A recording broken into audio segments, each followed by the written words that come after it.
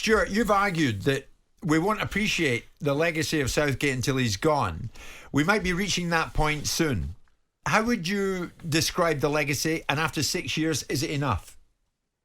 I hope I'm not describing a legacy, Jim, to be honest with you, in a few weeks or a couple of months' time. I hope he goes on to at least one more tournament, sees his contract out at the organisation, because I probably see so much more of the good. I know myself and Simon, we talked about this when the pair of you were out here, and Simon offers a slightly different viewpoint to that, but it would worry me the next person through the door. They talk about taking the team to the next level. That next level might be downwards, not upwards, by the way, So I think the good thing is it's down to Gareth to make that decision. So I believe, I'm sure he'll talk to the FA, but it's down to him. So we're led to believe whether he decides to take the team on or not. You've been in touch with him?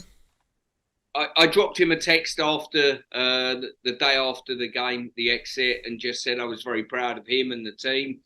I couldn't look at the team and the individual players and say that I thought anyone done badly, if I'm being quite honest with you. I think they all played their part, the players that contributed. And I thought we played well enough and were the better side against France. But listen, that's the nature of it, and if you don't come back with silverware, you're always open to criticism.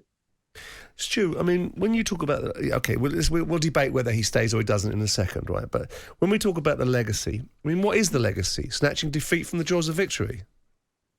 It depends. I mean, I've been involved with the FA for many years. Inside the FA as an under-21 manager, I've seen the disregard with the media, all of those type of things, Simon. And I like to think as I champion his legacy as being more than just the results. Now, you might say to me as a chairman, you say, look, I'm not interested in all of that. And that's fair enough. That's a viewpoint that you can have. But for me, as being a very patriotic Englishman, I would like to see a team that I'm very proud of. I sat in the stadium and saw our exit the other day, and I was proud of what I saw. I saw a lot of Englishmen that were proud to wear the shirt. I saw a real collective organisation between the group, that I think that they've got a real togetherness. A lot of things that people think, squads in my time in 90 and 96, it was all there. It only developed being there with good results and a good run in the tournament, not before the tournament started. I think this group have got that togetherness. But listen, and I think as a statesman, what he stands for and a person, and he answers every question as honestly as he possibly can, and that in some ways is... When you look at it, Stu, I mean, you look at the situation and you say that the FA must have learnt lessons, right? Because as you quite rightly point out, there is a better relationship between the various players mixing inside the England setup and no cliques. And I would have thought that was common sense, and I'm surprised that it existed in the first place. And there's a better relationship with the media, and the necessity to be able to manage the media is a common factor that England managers have failed repeatedly to be able to achieve, and Gareth seems to have managed, right? And I would have thought that the FA would have looked at that and felt, okay, we see those attributes now. So the next guy that we bring in, we can look at those attributes as part of a process of suggesting they need to be able to manage these things. But looking at the underlying aspect of what an England manager's job is to do, an England manager's job is to deliver an outcome, and deliver an outcome which ultimately means, in an ideal world, nearly did it with Venables in 96, and the reasons why Venables was taken out of the situation wasn't because of his football credentials, it was because of the situation off the pitch, and there's an argument about that. There's an argument about Brian Clough should have been the England manager in the 70s, but again, some of the relationships the FA couldn't have with him in terms of controlling him. But with Southgate, I'm trying to find out what it is besides common sense. Common sense. Managing the media is common sense. Having a group of players inside an environment that are not cliquey, and that will often come with young players. You're a 21s manager. You know that young players can be sometimes easier to manage than seasoned senior pros. What is it that what else are we talking about that's so compelling a legacy? We've had 3 opportunities to really to perhaps win a tournament, and each one of them has been missed by some little X factor that only a winner can put their finger on. So what is the legacy that we're really talking about besides common sense? I think we've got a fella here that actually takes a real interest in the younger age groups as well. And you know, some people might not hold sway to that, but I personally do.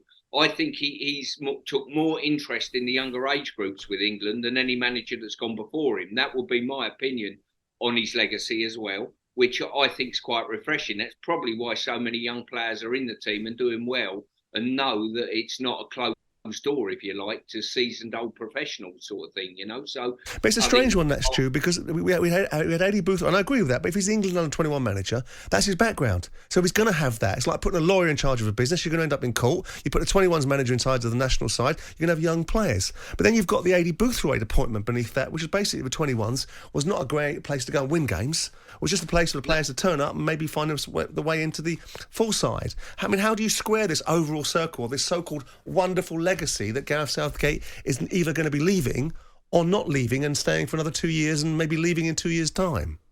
Well, for a start, I saw what went before it. You know, we're talking about 2016 and how we went out the tournament then, 2014, same again. And what went before it wasn't particularly great, Simon. You know what I mean? No, I agree. But that's a low bar, that's true, isn't it? I'm loath, to be honest with you, to push the button and say, listen, we've had enough of you at this moment in time. We're going to take a punt on going somewhere else, because I think too many things are right, if you're being quite honest with you. And this isn't a sort of sycophantic friendship with somebody that I like and admire and respect. This is a hard-nosed opinion from someone that's been at the sharp end of it and seen it fail miserably on too many an occasion. Would you concede, Stu? Because I think he should stay his contract. I'm not enamoured. I don't think he's an elite manager. I think he's done a decent job with a decent group of players, and we've done pretty much what we should do. And every time we've come up against something that maybe is a little bit more difficult, we've fallen at that hurdle. So I'm actually in the camp that because he's got a 2-year contract to go, he should fulfil it. But would you then concede if in 2 years' time we go to another Euros and something similar happens again, that the arguments that are being put forward now would be fair arguments? Yes, I would. And I would say at that period of time, I think Gareth will go away now. And I know he went away after the last tournament when we got to the final, when he had a long, hard think about it, because he found it it's not an easy job. Everyone's got an opinion on this manager's job and this person's job. So he found it tough. There's no doubt in it. You know, it takes a lot out of you being an England manager. I think he'll do the same now, and if he decides to go again for another 2 years, Simon, he'll be the first to come to us and say, you know what, I've had a real good go at it. I've tried to deliver silverware for the country, because I think he's an unselfish man. I really do. And I think at that stage he'd walk away again. Now, if I've got to wait 2 years as a football fan of England to find out whether I was right or wrong today, I'm prepared to do that, because I've seen enough good go by in the last 6 years or 8 years.